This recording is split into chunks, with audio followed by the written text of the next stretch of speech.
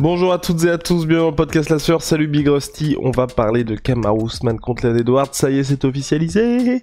Au mois d'août prochain, Salt Lake City, retour de Kamaru Usman, vous le savez, il s'était cassé la main, et donc là ça y est, tout va mieux pour lui, il va être de retour dans la cage face à Leon Edwards pour défendre son titre welterweight, et ce qui est sûr, c'est qu'on devrait avoir un Kamaru Usman en mode lutteur. La question qu'on se pose avec Big Rusty, c'est peut-il toujours lutter Kamaru Usman au regard de ses nombreuses blessures, de son âge qui commence peut-être à devenir un petit peu handicapant pour lui? On en discute maintenant, générique Big Rusty. Soit.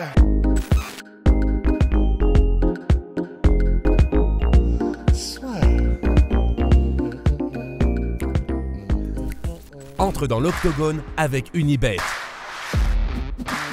Qui sera le vainqueur du combat? En combien de rounds?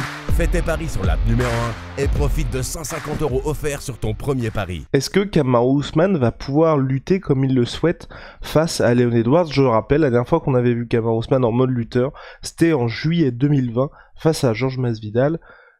Magnifique performance de Kamaru Usman dans l'exercice, mais il est vrai, face à un Masvidal qui venait en une semaine de short notice. Et bah du coup, en fait, pour répondre à cette question, j'ai été voir les stats parce que c'est toujours important de voir quels sont les takedowns qu'il a tentés, ce qu'il a réussi et comment ça s'est passé. Donc en fait, j'ai été voir les stats et la manière dont il a réussi les takedowns qu'il a réussi sur ces derniers combats. Et en fait, ce qui est vraiment super intéressant, et on va pas spoiler non plus la deuxième partie du podcast, mais en fait si complètement sur le fait qu'il veut aller chercher, en tout cas c'est Ali Abdelaziz qui dit qu'il va aller chercher des light heavyweight. Et en fait, ce qui était vachement intéressant sur ces dernières performances, à part celle contre Gilbert Burns où il y a eu 0 takedown de tenté, mais c'est que sinon, contre Masvidal et contre Colby, en fait, tous les takedowns qu'il fait et qu'il réussit, ou quasiment tous, à quelques exceptions près, en fait, c'est les takedowns en réaction, c'est-à-dire des takedowns où il n'a pas beaucoup d'efforts à fournir parce qu'il utilise en gros le fait que l'adversaire donne un coup et donc il utilise sa propre inertie contre lui. Donc c'est ce que faisait énormément Georges Saint-Pierre, c'est des takedowns qui se reposent quasiment essentiellement sur du timing. Évidemment, il y a la technique qui doit être impressionnante pour terminer le geste, terminer le takedown, terminer le mouvement, mais c'est des takedowns qui sont entre guillemets plus faciles à finir parce que du coup, tu utilises un moment où l'adversaire est déjà déséquilibré par rapport à ça, parce qu'il est en train lui-même d'amorcer un mouvement. Et c'est ça qui m'a vraiment ouvert les yeux parce que je me souvenais pas de ça. Et typiquement, les takedowns qu'il tente en première intention, même contre Masvidal et même lors du premier combat, en faisant, tu sais, sa classique où tu as l'impression qu'il vient juste se baisser pour choper le derrière le genou, et ben en fait, ceux-là réussissent beaucoup moins souvent. Donc ça déséquilibre, ça participe évidemment au game plan général parce que du coup ça met en tête de l'adversaire de Masvidal que du coup il va pouvoir venir te chercher en takedown. Donc voilà, c'est la classique, c'est littéralement c'est l'art du MMA quoi, c'est-à-dire de faire peur avec tes tentatives de mise au sol ou tes mises au sol pour ensuite installer autre chose. Mais c'était vraiment super intéressant de voir que la quasi-totalité des mises au sol réussies, c'était des timings en réaction à la Georges Saint-Pierre où, entre guillemets, il intercepte son vis-à-vis. Et du coup, je suis très curieux de voir quel game plan il va adopter face à Leon Edwards, en fait, parce que il y a aussi quelque chose qu'il utilise souvent et qui lui permet contre des gens qui sont moins puissants que lui ou qui sont pas des lutteurs de métier, c'est le clinch contre la cage parce que là ils peuvent faire vraiment l'étalage de sa force, de sa technique, de sa puissance. Enfin c'est bouger Kamaru Usman, c'est compliqué quand t'es pas un lutteur de métier quand même. Et c'est vrai que Leon Edwards, on sait qu'il a une très bonne takedown défense. Même des takedowns offensifs, il est bon, hein, mais on sait aussi qu'il a des très bons takedowns défensifs parce qu'il a une très bonne lecture de jeu particulièrement. Évidemment, c'est un athlète, évidemment, il est rodé aussi, mais on sait qu'il vient du pied-point. Mais voilà, ça l'empêche pas d'être très bon sur la défense de takedown, tout comme, c'est l'exemple qu'on cite tout le temps, tu vois, mais Georges Saint-Pierre, c'est pareil, il vient pas de la lutte, il vient du karaté Kyokushin, il vient du karaté, mais et pour faire écho à tout ça, Georges Saint-Pierre lui-même disait que ce qui le rendait aussi bon en takedown, c'est le karaté en fait. C'est le fait que les in and out, le timing des contres et des interceptions, c'est ça qui faisait que ces takedowns étaient aussi efficaces. Et donc en fait, c'est là où, pour revenir à la question de base, qui était est-ce qu'il a perdu sa lutte Kamaru Usman, en fait, ça dépend de quoi on parle, mais la lutte qu'il utilise, qui est donc une lutte essentiellement en interception, entre guillemets, t'as pas forcément besoin d'y mettre énormément de cardio, de puissance, de force. Et donc, c'est pas aussi coûtant au niveau énergétique que des takedowns comme le ferait Khabib, comme le ferait Daniel Cormier, où c'est des takedowns en première intention, où tu viens presque de front, et c'est juste que ta technique est supérieure, mais c'est du grind, quoi, comme ils disent les Américains, c'est-à-dire que tu vas émousser petit à petit à force de les attaquer avec ta technique, mais aussi, ils le voient, tu vois. Les takedowns de Khabib, tu les vois venir, c'est juste que t'es pas capable de les arrêter. Mais Ousmane, c'est pas ça. Alors, contre Tyron Woodley, il y en avait, mais j'ai envie de dire, contre Tyron Woodley, c'est un peu faussé parce que les perspectives sont pas les mêmes, il était quand même beaucoup plus perméable. Mais contre les Colby et les Masvidal, c'était ça. Et du coup, je suis pas autant alarmé contre Leon Edwards. Je pense que ça va être beaucoup plus chaud qu'on peut l'imaginer au premier abord, mais je pense pas qu'il y aura un côté merde, il a perdu sa lutte, parce que de toute façon, sa lutte, c'est du timing, et donc c'est pas quelque chose où, par exemple, un Khabib, on pourrait dire direct il a perdu sa lutte, parce que s'il était moins efficace lors de ses mises au sol en première intention, c'est immédiat en fait. Tu le vois, ah merde, il n'a plus cette même faculté d'utiliser sa lutte offensive pour mettre au sol. Kamaru, en fait, il suffit juste qu'il perde pas son sens du timing, entre guillemets, et il peut avoir une technique qui est même plus parfaite pour que ça suffise, tu vois. Donc voilà, pour finir là-dessus et terminer ce monologue qui était clairement beaucoup trop long, mais je voulais vraiment donner toutes ces informations parce que lorsque j'ai été taffé sur le sujet du podcast ce matin, tout ça m'est revenu en mémoire, alors que pour moi j'avais, tu sais, un peu en tête que Kamaru c'est un peu un mec qui, même si c'est pas un lutteur en enchaînement comme Khabib, qui utilise beaucoup de takedowns offensifs. Et en fait non, et du coup c'est vraiment cool et intéressant. Mais justement, Big Rusty, là le fait que Kamaru Usman, à mon sens, va beaucoup moins mixer par rapport à ses derniers combats, où certes il y a eu ces tentatives-là, mais c'était quelque chose où il laissait beaucoup plus parler son anglaise aussi depuis qu'il a eu cette collaboration avec Trevor Whitman. Là, je me dis il n'aurait pas intérêt à prendre ce risque-là face à quelqu'un comme Leon Edwards, qui, s'il n'est pas le combattant le plus spectaculaire, arrive debout à prendre le contrôle dès le début dans le combat. Et tu vois que Kamaru Usman, peut-être après avoir fait 3 premières rounds où il se dit je vais peut-être tenter le coup en anglaise parce que mine de rien ça a porté ses fruits, même contre d'excellents strikers comme Masvidal. Là je suis en retard, il faut absolument que j'aille vers la lutte, et du coup je vais être un petit peu plus unidimensionnel. Moi ce qui m'inquiète, c'est que pour ce combat-là, dès le début, il soit obligé d'être comme ça, et qu'il ait beaucoup moins cette possibilité, comme il avait pu le faire ces derniers temps, c'est d'être ultra surprenant, dans le sens où les adversaires ne savent même plus où donner de la tête, parce que soit debout ou au sol, le mec est un véritable danger pour ses adversaires. C'est vrai, mais j'ai envie de dire, d'un autre côté, tu vois, lorsque j'ai rematé les takedowns qu'il avait réussi et tenté ce matin, il y en a beaucoup qui sont en chopant les jambes, et particulièrement tu vois, contre Masvidal, des middle, même des low kicks, il les chope et il te fait tomber, il te bascule, il te déséquilibre et il te met au sol sur ton dos grâce à ça.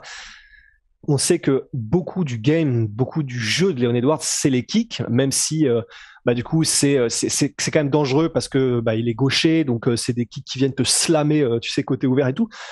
Mais on sait qu'à l'instar donc des Georges Saint-Pierre, des Frankie Edgar, il a cette faculté à attraper les coups de pied, et que c'est même un des trucs qui fait que les adversaires sont généralement plus frileux qu'autre chose de kicker Masvidal, parce que une erreur ou un kick que tu te fais choper, t'es sur ton dos et te relever, bon courage. Donc c'est ça qui est intéressant aussi, c'est que bien sûr debout ça va être compliqué pour Kamaru Usman, parce que il est plus technique en fait, il est plus, même si Kamaru Usman a une très bonne anglaise, ce qui peut nullifier, ne serait-ce qu'un excellent jab comme il a démontré qu'il pouvait l'avoir, ça peut te nullifier un jeu. C'est ça qui est fascinant, tu vois. Mais même s'il est plus technique et qu'il a une palette de jeux plus diverse, plus profonde dans la manière dont il utilise Leon Edwards, c'est vrai qu'il suffirait que le timing de Kamaru Usman soit bon, qu'il mixe bien du MMA, connement, tu vois, qu'il mixe bien ses tentatives de takedown, qu'il arrive à choper quelques kicks au début de Leon Edwards. Il aura un game plan anti-zonon, bien sûr, Leon Edwards, mais ça peut le jeter hors de son jeu à lui, et à partir de là se faire une autoroute pour Kamaru. Donc en fait, même si c'est compliqué parce qu'il est extrêmement piégeux, Leon Edwards, c'est une horreur à combattre, il est bon partout, et debout effectivement il peut te ridiculiser, même si c'est très rare qu'il mette des KO, il peut te ridiculiser. Mais il a tellement d'armes à faire valoir, dont la lutte, qu'il peut utiliser de pas mal de manières différentes Kamaru Usman, même si c'est pas, comme on l'a dit, il était dans la Habib et tout. Après avoir revu tout ça, je suis un peu plus pas confiant ni sûr, tu vois, mais rassuré par rapport à sa capacité de mettre au sol ou d'ennuyer énormément Leon Edwards. avec ses capacités de mise au sol. Tu vois. Et est-ce que tu penses que physiquement il le peut toujours? Parce qu'on sait que Daniel Cormier était passé d'un profil énormément lutteur à beaucoup plus boxeur parce que tout simplement il le pouvait plus. Il avait d'énormes douleurs au dos, c'était beaucoup plus compliqué pour lui, c'est surtout énormément taxant la lutte. Kamaru Usman, on sait qu'il a les genoux en compote, là peut-être qu'aussi ce changement vers Trevor Whitman, ça lui permet d'apporter, j'allais dire un second souffle à sa carrière, mais le mec est toujours champion, mais on va dire que c'est plus de durer un petit peu plus longtemps. Toi, est-ce que tu penses que ça peut jouer aussi, ou pour l'instant, zéro inquiétude du côté de Kamaru Usman de ce côté-là? Ah si, je pense. Il a 35 ans, Kamaru Usman. Bon, on a vu que des gars qui s'entraînent comme des démons, comme Tony Ferguson, à 38 piges, ils sont quand même capables de livrer des performances vraiment impressionnantes. Tu vois, même contre Michael Chandler, quoi qu'on en dise, voilà, il était bien, quoi, même s'il était moins rapide. Donc, certes, il a 35 ans, Kamaru Usman, mais effectivement, maintenant, il a un jeu qui est beaucoup plus à l'économie aussi. C'est vrai que ce qui fait peur, c'est qu'il est blessé en fait. Donc il y a sa main qui s'est cassée. On sait effectivement, et ça date pas d'hier. Tu vois, les genoux, c'est clair que comme tu l'as rappelé, mais ça date des podcasts de Joe Rogan où il disait que il y a des moments où il pouvait même plus marcher et c'était peut-être il y a peut-être 3 ans, un truc comme ça. Donc oui, ça fait moi ça me fait flipper un petit peu le fait qu'il soit de plus en plus émaillé physiquement. Mais d'un autre côté, enfin, tu sais, c'est le traditionnel truc. Tant que c'est pas à un point où tu peux vraiment, où t'es handicapé totalement, genre par exemple Darren Till, tu vois, il met quasiment plus de kick à cause du fait qu'il a les genoux niqués aussi. On peut en être à ce point-là pour Kamaru Usman, mais jusqu'à maintenant, il a quand même démontré qu'il était tellement capable de développer un jeu à l'économie avec son anglaise et avec ses takedowns en timing que même s'il est explosé, j'ai envie de dire, il va toujours trouver un moyen parce qu'il est smart, tu vois. He'll find a way. Kamaru Usman, c'est le propre du champion, quoi. Risque de trouver un moyen, mais attention, moi je suis beaucoup moins confiant que les derniers combats face à Leon Edwards parce que très tricky Leon Edwards et qu'à mon avis il va pousser à Kamaru Usman à utiliser sa lutte moins que, on va dire qu'à l'accoutumée où justement Kamaru Usman avait cette, les derniers moments où Kamaru Usman a dû utiliser sa lutte, là, il y a eu vraiment ce combat contre Gilbert Burns après qu'il ait été sonné, où là, il était obligé d'aller chercher le takedown pour Easy. Mais Attends, parce que moi, j'avais été sur UFC Stats et j'avais vu 0 sur 0. Ah bah pourtant, Kamaru Usman, il tente quelque chose. Après ils ont peut-être pas compté ça en takedown, parce que c'est comme le takedown... Enfin, là aussi, en tout cas, sur Fight, sur UFC Stats, c'est 0 sur 0. Mais effectivement, il y a des trucs qui sont comptabilisés bizarrement. Mais oui, parce qu'il y avait aussi ce takedown Koremi Colby Covington, tu vois. Moi, je te compte pas comme un takedown, mais tu sais, en haut, il reste à 100% de défense de takedown Kamaru Usman. Mais quand on regarde le combat contre Colby Covington, il y a un moment où... Bon, ça joue. C'est litigieux, c'est très litigieux. Mais bref, tout ça pour dire que Kamaru Usman, à mon avis, il va devoir être beaucoup plus à l'initiative face à Leon Edwards, qui va lui tendre énormément de pièges debout. Et donc là, s'il s'impose, et parce qu'il aura utilisé sa lutte, je vais être en mode, c'est vraiment un cauchemar ce gars-là, parce que on sait pas du tout où le prendre. Et en parlant de cauchemar, il y a cette sortie qu'a eu Ali Abdelaziz concernant Kamaru Usman, où là, il s'imagine donc Kamaru Usman face au middleweight, mais surtout face au light heavyweight. Et je me permets de le dire aussi, Fernand Lopez, lui, est très impressionné par Kamaru Usman, et pour lui, oui, il va bien évidemment utiliser sa lutte. Il n'y a aucun point d'interrogation aujourd'hui sur Kamaru Usman pour sa lutte. Et donc lui, il est vraiment, Fernand aussi, pour lui, Kamaru Usman, chez les middleweight ou même chez les light heavyweight, c'est possible parce que physiquement et au niveau de la lutte, il a un niveau que très peu de personnes peuvent avoir. Damn. Ouais. Alors que moi, clairement, je pense que c'est middleweight, oui, en fonction de l'adversaire. Dans le sens, tu lui mets Marvin Vettori, je pense que c'est très compliqué. Par contre, tu lui mets quelqu'un comme Idris Adesanya, même si ça n'arrivera jamais, vous le savez. Je pense que là, il y a clairement la place. Ouais, mais par contre, light heavyweight, ça fait quand même un sacré saut. Parce qu'en fait, c'est vrai que j'ai été, du coup, pareil, j'ai été poncé le plus de David spécialiste possible sur la question, en fait, de à quel moment est-ce qu'un lutteur, en lutte pure, que ce soit en MMA ou en lutte pure, peut battre quelqu'un qui est beaucoup plus massif que lui. Et en fait, c'est vrai que ça paraît naturel et ça paraît normal, mais tous les spécialistes étaient d'accord, en fait, pour dire que tu as les compétences qui font que même si tu es plus petit, que ce soit en MMA ou que ce soit en lutte, évidemment, si tu es beaucoup plus technique, tu peux battre quelqu'un qui est plus gros que toi parce que tu vas te reposer sur réussir à contourner, tu vas te reposer sur du timing, sur de la vitesse, sur de la fluidité dans les transitions que ne pourra pas suivre quelqu'un qui n'a pas le même niveau technique. Donc, ce que disaient généralement les coachs de lutte que j'ai regardé, c'est en gros, évidemment, quand t'es cité Kamaru Usman, enfin, il disait pas Kamaru Usman, mais il parlait d'un lutteur plus petit contre un plus grand, évidemment, ce qu'il faut éviter à tout prix, c'est d'arriver de front, en fait. Donc, ce qu'il faut, c'est de trouver des angles, c'est d'être très fluide dans les transitions, d'utiliser vraiment sa rapidité. Mais, ils étaient quand même aussi tous d'accord pour dire que il y a quand même une limite, dans le sens où, bien sûr, Kamaru Usman, dans la vie de tous les jours, il fait peut-être 90, même un peu plus kilos, tu vois. Mais quand tu te retrouves face à un mec comme Jiri Prochaska, certes, il n'a pas du tout le même pédigré en lutte que Kamaru Usman, Jiri, mais il y a un tel différentiel de puissance que on atteint peut-être la limite, en fait. La limite physique du... Même si le mec a des compétences extraordinaires et bien au-dessus de son adversaire, voilà, c'est comme tu fais un sparring en Muay Thai ou en kick avec un mec qui fait 100 kilos et t'en fais 75, tu lui mets un low kick, il te met un low kick, il a beau avoir une technique de merde, en fait, il te cisaille la jambe quand même, quoi. En lutte, bien évidemment, c'est un peu différent, c'est pas des impacts francs, il y a beaucoup plus de... C'est un sport de contact, tu vois, où tu préhension. es en contact, voilà, de préhension avec ton adversaire. Mais néanmoins, il y a quand même une grosse partie aussi de utiliser sa force de levier, utiliser sa puissance et sa force. Et il y a un moment donné où ça va bloquer quand tu vas te retrouver, tu vois, face à, tu vois, je me souviendrai toujours de ce moment, Jimmy Manuwa face à Alexander Gustafsson. Manuwa qui est un monstre physique. Et à un moment donné, tu as Alexander Gustafsson qui veut faire, tu sais, il a mis Manuwa à quatre pattes. Il est sur lui et en gros, tu sais, il veut tourner pour prendre son dos.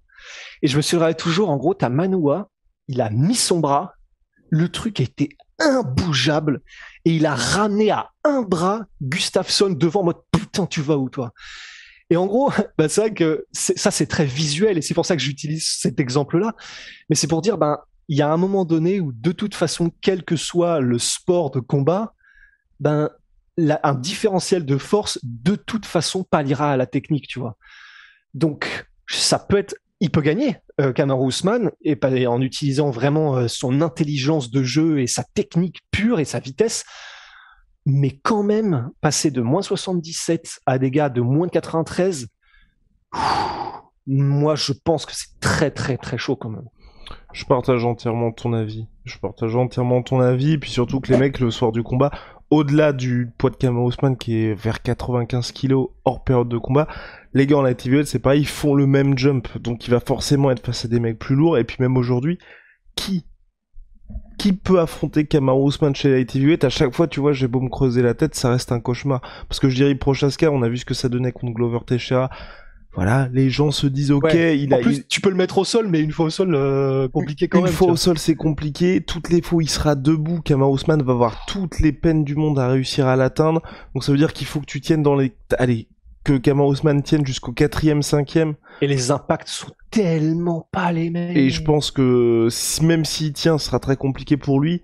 Glover Teixeira, Kamaru Usman, je pense que ce serait très compliqué pour Kamaru Usman. Enfin, non, ce serait très compliqué. Si. Ce serait très compliqué. Beaucoup trop grand. Middleweight, par contre, je pense que c'est plus intéressant, même si, quand vous regardez le top, à chaque fois, à part Paulo Costa, je pense que tous les autres, à part Paulo Costa et Israel Adesanya, où à mon avis, il peut se débrouiller pour s'imposer. Je pense que Robert Whittaker, Marvin Vettori, même Jack Hermanson, ça peut être compliqué pour Kamaru Usman. Ouais, non, c'est pour ça. Bien sûr, tout est question de style aussi, mais ouais, un mec comme Whittaker, t'imagines l'horreur pour Kamaru Usman. Certes, Whittaker est un ancien welterweight, c'est vrai. Mais néanmoins, c'est vrai que il y a aussi un côté adaptation et on a vu, tu vois, alors c'est des styles, mais quand Max Holloway veut monter comme ça en un claquement de doigts en lightweight et qui prend un ancien featherweight aussi en la personne de Dustin Poirier, en fait, on voit que, ah oui, Bon, d'accord, il y a quand même une adaptation à faire sur un peu plus longtemps que juste vouloir grimper d'une catégorie et ça se fait parce que mon poids naturel est le même que le sien. En fait, non, c'est vrai que du coup, c'est pas pareil. C'est pour ça que John Jones, visiblement, même s'il y a aussi des tractations derrière les rideaux, il prend quand même 2 piges pour faire sa montée en heavyweight, que Dustin Poirier avait pris son temps aussi. Bah voilà, une fois que tu y es, t'y restes. Donc après, c'est pas déconnant. Hein. C'est vrai que Kamaru Usman, maintenant, vu où il en est dans sa carrière et vu que là, s'il bat Leon Edwards et qu'ensuite, entre-temps, il y a eu un combat de Khamzat et qui bat Khamzat et qui est la nouvelle génération, bon, bah là, c'est clair, autant s'il continue à combattre, autant qu'il monte. Mais, et dans ce cas-là, s'il monte et que c'est pour y rester, ça peut effectivement être intéressant. Parce qu'il n'est pas plus petit en taille, en tout cas, qu'un mec comme Vettori, hein, il me semble, Kamaru Usman. Je ne suis pas certain, Rusty, si Rusty peut faire les recherches, mais je crois pas. Et pareil pour Whittaker, je pense que il y a un 83, c'est ça? Ouais, moi je pense que tous les trois se font un 83. Donc Kamaru Usman 1m83, on est bon. Voilà. Oh, Whittaker Vettori, aussi, je crois. Marvin Vettori 1m83, on est bon. Putain, on est chaud quand même. Waouh. Putain, j'allais taper Forêt. Robert Whittaker. Forrest Whittaker. Ah mais c'est incroyable, hein, c'est. Et Robert Whittaker 1,83. Oh, on est chaud. Oh. Et je suis même prêt. Attends, vas-y. Oh putain, est-ce que je tente le super banco? Et je vais même dire que Paulo Costa est à 1,85. Putain, allez. J'aurais dit 84, moi, Paulo Costa. Putain. Et qu'est-ce qu'on gagne? Tu m'offres quoi? Ah, je sais pas trop. Putain, t'as intérêt à trouver parce qu'il fait 1,83. Oh merde. Putain, attends, mais moi, je le voyais plus grand. Oui, moi aussi, je le voyais plus grand. Les stats sont frauduleuses. Bref, on se retrouve très vite. Big shout out à my sweet pea, my sweet protein. Mon 38% sur tous mes protéines avec le code la sueur. Et puis Onae, nos savons, c'est sur onae.fr que ça se passe. Merci pour votre soutien. Il y a les packs savon doux, pack BMF, pack pirate. We got everything. Sur Celeb Wiki, ils mettent un 85. Ouais, c'est ça, c'est les après, tu crois qu'on va... Allez, c'est I'm